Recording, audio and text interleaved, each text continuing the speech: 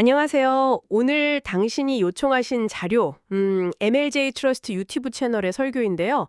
그를 알기 위하여 창세기 26장 17, 18절에 대한 부홍설교 발췌본, 이걸 함께 살펴보려고 합니다. 이게 시작부터 딱 비유가 나오잖아요. 이삭이 아버지 아브라함이 팠던 우물, 근데 블레셋 사람들이 막아버렸고 그걸 다시 파는 이야기. 이게 마치 오늘날 우리 모습 같다는 생각이 들어요. 영적인 생명수를 갈망하는데 뭔가 보이지 않는 것에 이렇게 막혀 있는 듯한? 네, 맞아요. 그 비유가 참 시사하는 바가 크죠. 핵심은 그거 같아요. 영적인 활력을 다시 얻으려면 이삭이 그 우물을 막던 흙이랑 돌을 치워야 했듯이 우리 앞을 가로막는 장애물, 그걸 먼저 알고 또 치워야 한다는 거. 설교 본문에서도 나오지만 우리가 부흥자치를 인위적으로 만들 수는 없잖아요. 하지만 성경이나 역사를 보면 그 장애물을 치우는 것, 그게 우리 역할이라고 딱 짚어주더라고요. 네. 그래서 오늘 저희의 목표는 이 설교문을 통해서요. 영적인 깊이, 또 활력, 이런 걸 방해하는 요소들, 특히 설교자가 죽은 정통신앙이라고 표현한 상태 있잖아요. 그것의 여러 단면을 좀 깊이 있게 들여다보는 겁니다. 이걸 통해서 당신 자신의 영적인 여정도 한번 돌아보시는 그런 시간이 되면 좋겠습니다. 자, 그럼 이 우물 함께 파내려가 볼까요? 먼저 죽은 정통신앙 이 개념부터 좀 확실히 해야 할 것 같아요. 설교를 들어보니까 이게 올바른 교리를 머리로는 알아요. 또 고백도 하고. 근데 그게 실제 삶 속에서 어떤 살아있는 에너지나 구체적인 변화 이런 걸로 이어지지 않는 상태. 이걸 말하는 거더라고요. 네. 첫 번째 장애물로 딱 제시된 게 진리를 삶에 적용하는데 실패함. 그냥 듣고 읽는 데서 만족하고 이게 나한테 뭘 말하는 거지? 내 삶을 어떻게 바꿔야 하나? 이런 고민, 어떤 씨름, 이게 좀 부족하다는 거죠. 이 지점이 설교자가 정말 날카롭게 파고드는 부분이에요. 진리 적용 실패의 위험성. 이게 그냥 실천 좀 부족하네 이 정도가 아니라는 거죠. 우리가 진리를 들으면 일시적으로 감정이 움직이거나 죄책감을 느낄 수 있잖아요. 이게 맞는데, 내가 이러면 안 되는데, 이런 생각들. 근데 설교자는 이게 마치 아침 안개나 이슬처럼 확 왔다가 그냥 어떤 구체적인 행동이나 삶의 변화로는 전혀 이어지지 않고 허무하게 사라져버리는 경향, 이걸 지적해요. 호세아 선지자 비유요. 네, 맞아요. 너희의 인애는 아침 구름이나 쉬 사라지는 이슬 같도다. 딱 그거죠.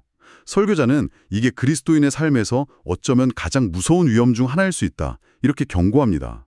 왜냐하면 그 피상적인 감정의 동요에 그냥 만족해버리는 거예요. 나 그래도 이런 거 듣고 마음이 좀 움직였어. 이러면서 문제의 진짜 뿌리까지 파고들어서 해결하려는 노력은 안 하게 된다는 거죠. 이게 반복되면 영적인 감각 자체가 무뎌질 수 있다는 겁니다. 듣고 보니 정말 섬뜩하네요. 그 피상적인 감정에 익숙해져서 더 깊이 못 나아간다니. 어쩌면 이게 다음 장애물이랑도 바로 연결되는 거 아닐까요? 그러니까 묵상의 기술을 소홀히 함. 단순히 적용을 안 하는 걸 넘어서 적용으로 이끌어줄 그 깊은 생각 자체를 안 하게 되는 것? 정확합니다. 설교자가 과거 신앙 선배들 이야기하잖아요. 몇 시간이고 말씀을 붙들고 곱씹고 자기 삶에 비춰보고 그런 묵상의 시간이 있었는데 현대인들은 너무 바쁘죠. 근데 흥미로운 지적은 심지어 교회 활동에 너무 바빠서 정작 자기 영혼을 위한 깊은 성찰의 시간을 못 갖는다는 거예요. 그래서 오히려 영적으로 해를 입을 수도 있다. 이런 말까지 하거든요. 와, 활동이 오히려 방해가 될 수도 있다니. 네, 그 오래된 찬송가 가사 있잖아요. 거룩해지기 위해 시간을 내라. Take time to be holy. 영적인 깊이라는 게 그냥 바쁘게 활동한다고 저절로 생기는 게 아니라는 거죠. 의도적으로 시간을 딱 내서 말씀을 깊이 생각하고 씨름하는 과정, 거기서 얻어진다는 걸 설교는 분명히 하고 있어요. 그러니까 활동량이 영적 깊이를 보장해주진 않는다는 거죠. 활동이 오히려 영혼 돌볼 시간을 빼앗을 수 있다. 이 지적은 정말 현대교회 상황에서 특히 생각해 볼 만한 것 같습니다. 근데 이렇게 묵상을 하다 보면 자연스럽게 자기 자신을 좀 돌아보게 되잖아요. 설교에서는 이 자기 성찰에 대해서도 되게 중요한 얘기를 하던데요. 성찰로 이어지게 돼 있죠. 말씀을 깊이 들여다보면 자기 모습이 보이니까요. 그런데 설교자는 오늘날 이 자기 성찰이 인기가 없거나 심지어 어떤 사람들은 그거 너무 병적인 거 아니야?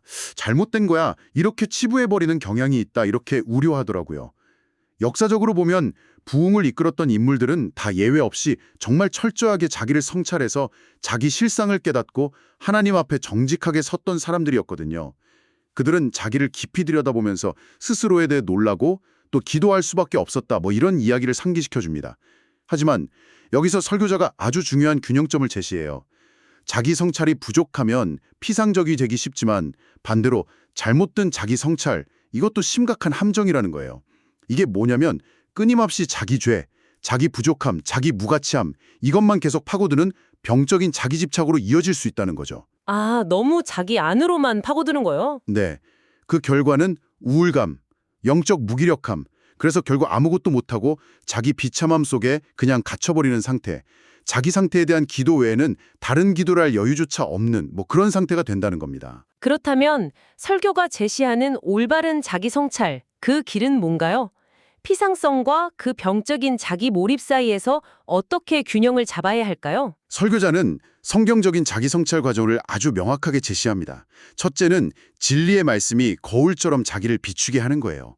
둘째, 그 말씀을 정직하게 자기한테 적용하면서 죄와 부족함을 깨닫는 거죠. 근데 여기서 멈추면 안 된다는 거예요. 그러면 병적인 자기 성찰로 빠질 수 있으니까. 그래서 세 번째 단계가 결정적입니다. 바로 예수 그리스도, 그리고 그분의 십자가 보혈의 능력으로 나아가는 것. 아, 그리스도께로. 네, 설교자는 여기서 오직 믿음으로 말미암는 칭의 교리 있잖아요.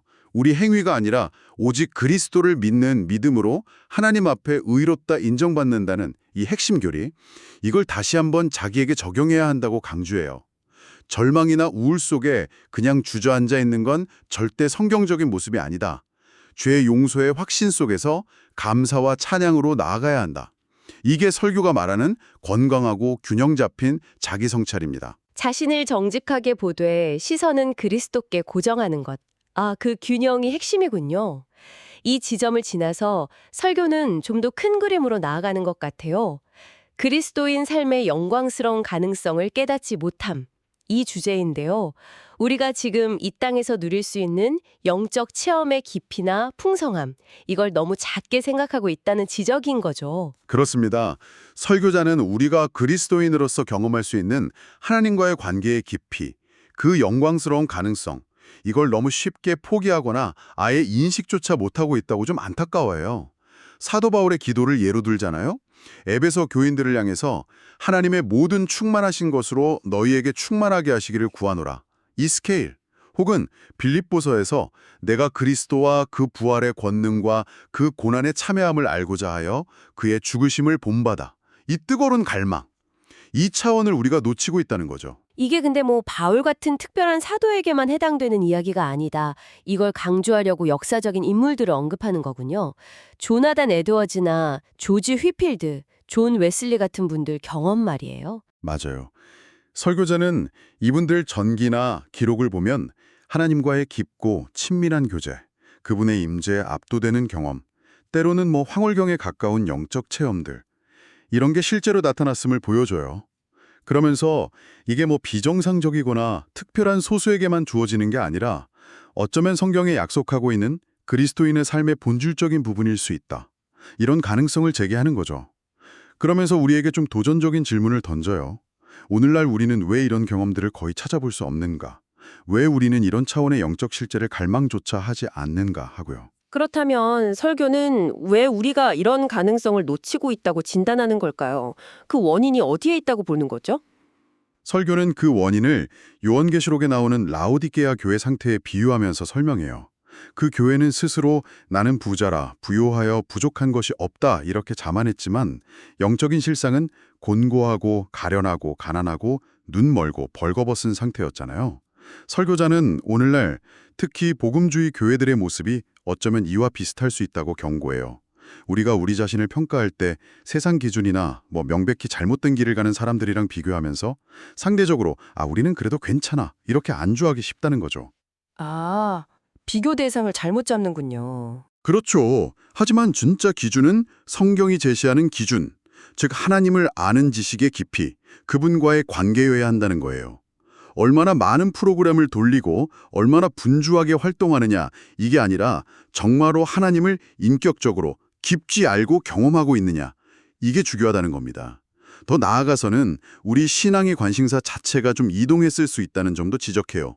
하나님 그분을 깊이 알아가는 것, 그분의 영광을 사모하는 것, 이것보다 행복한 삶을 위한 기독교적 방법이라든지 문제 해결 도구로서의 신앙처럼 개인적인 유익이나 필요 충족, 여기에 더 초점이 맞춰져 있다는 분석이죠. 사도 바울이 내가 모든 것을 해로 여김은 내 주 그리스도 예수를 아는 지식이 가장 고상하기 때문이라고 고백했던 그 우선순위. 그게 뒤바뀌어서 신앙이 너무 주관적이고 자기중심적인 방향으로 흐르고 있다는 날카로운 비판입니다. 신령의 목표 자체가 하나님을 아는 것에서 나의 만족을 얻는 것으로 미묘하게 변질되었다는 지적이네요. 그러다 보니까 자연스럽게 설교자가 지적하는 또 다른 문제점, 경험을 배제하는 경향으로 이어지는 것 같고요. 네, 설교자는 믿음으로 그냥 받아들여라는 말이 신앙의 시작 단계에서는 필요하고 중요하지만 이게 자칫하면 신앙생활 전체에서 하나님의 살아있는 임재와 역사를 경험하는 것, 이걸 불필요하거나 심지어 위험한 것으로 여기게 만드는 그런 구호가 될 수 있다고 지적합니다. 경험 자체가 목표가 되어서는 안 되지만 하나님을 경험하는 것, 그러니까 살아계신 하나님과의 인격적인 만남과 교제를 추구하는 것은 성경적인 신앙의 핵심이라는 거죠. 그런데 지적인 동의나 교리적 정확성만을 너무 강조하다 보면 이 살아있는 경험의 차원을 놓치거나 의도적으로 회피하게 될 수 있다는 겁니다. 지적인 동의에만 머무르고 그 살아있는 경험을 추구하지 않을 때 구체적으로 어떤 문제들이 나타난다고 설교는 이야기하나요? 설교자는 몇 가지 좀 심각한 결과를 지적하는데요. 첫째는 하나님의 영광에 대한 진정한 관심 부족입니다. 단순히 세상이 악하다, 교회가 문제가 많다 이렇게 불평하거나 짜증내는 수준을 넘어서요. 하나님께서 마땅히 받으셔야 할 영광을 받지 못하고 계신 그 현실 자체에 대해서 시편 기자들처럼 깊은 슬픔과 애통함을 느끼는 마음, 이게 부족하다는 거예요. 아, 그냥 문제 지적이 아니라 하나님의 영광 그 자체에 대한 마음이군요. 그렇죠. 우리의 주된 관심이 정말 하나님의 이름과 영광 그 자체에 있는지, 아니면 그냥 우리 교회가 좀 더 커지고 우리가 속한 교단이 성공하는 거, 이런 부차적인 것에 더 쏠려 있는지 돌아봐야 한다는 거죠. 역사적으로 모든 진정한 부흥의 중심에는 언제나 하나님의 영광 회복에 대한 갈망이 있었습니다. 그리고 둘째는 잃어버린 영혼에 대한 진정한 관심 부족입니다. 선교 헌금 내고 관련 행사에 참여하고 이런 걸 넘어서요. 아직 하나님을 알지 못하는 사람들의 영적인 상태에 대한 깊은 부담감, 그들의 영혼을 생각할 때 느껴지는 안타까움과 슬픔, 이게 우리 안에 정말 있느냐는 질문이죠. 설교자는 이 진정한 부담감이야말로 영혼을 위한 기도의 원천이라고 말합니다. 그렇다면 그 부담감이 부족하기 때문에 나타나는 또 다른 결과가 바로 기도의 부족이겠군요. 정확히 그렇습니다. 설교자는 긴박하고 소망에 찬 기도의 부족을 마지막 결과로 지적합니다. 여기서 말하는 기도는 그냥 의무적으로 하는 기도, 정해진 순서 따라 하는 기도가 아니에요. 하나님을 깊이 의식하고 그분의 이름을 위한 불타는 열심, 또 영혼들을 향한 깊은 긍휼, 그리고 영적인 현실에 대한 부담감을 느낄 때 정말 마음 깊은 곳에서부터 터져나오는 그런 기도를 말하는 거죠. 설교자는 많은 사람들이 화려한 집회나 행사에는 막 열정적으로 참여하는데 정작 함께 모여서 뜨겁게 기도하는 자리에는 좀 소극적인 현상, 이게 바로 이런 영적 부담감의 부재를 보여주는 증거일 수 있다고 진단해요. 조직적인 기도 프로그램이랑 심령에서 우러나오는 진정한 기도는 다를 수 있다는 거죠. 진짜 부담감을 느끼는 사람은 기도하지 않을 수 없다는 겁니다. 들어보니 결국 모든 문제의 뿌리는 하나로 좀 모아지는 것 같아요. 하나님에 대한 피상적인 지식, 그리고 분주한 종교 활동, 여기에 만족하면서 그냥 안주하는 상태. 그래서 하나님을 향한 더 깊은 갈망이나 우리 자신의 영적인 빈곤함, 이런 걸 제대로 깨닫지 못하는 것. 설교자가 사용한 비유처럼 사도 바울같이 과거는 잊고 표대를 향하여 계속 나아가야 하는데 실제로는 제자리에서 그냥 원을 맴도는 듯한 그런 신앙생활에 머물러 있을 수 있다는 지적이 참 아프게 와닿네요. 이 모든 논의가 결국 우리에게 무엇을 말해주고 있는 걸까요? 설교의 핵심 메시지를 다시 한번 강조하자면 이거예요. 영적인 침체에서 벗어나서 진정한 활력과 부흥을 경험하기 위한 절대적인 전제 조건, 그건 다른 무엇도 아니고 바로 하나님 자신을 향한 깊은 갈망이라는 겁니다. 살아계신 하나님을 인격적으로 알고 경험하고자 하는 생생한 목마름, 그리고 그분의 이름과 영광이 이 땅 가운데 온전히 드러나기를 간절히 바라는 마음. 우리의 시선이 우리 자신이나 우리의 활동, 우리의 성공 이런 게 아니라 오직 하나님 그분께 딱 고정되어야 한다는 강력한 촉구죠. 마치 이삭이 다른 무엇보다 먼저 아버지 아브라함이 팠던 생명수의 근원, 그 우물을 회복하는 데 집중했던 것처럼요. 네.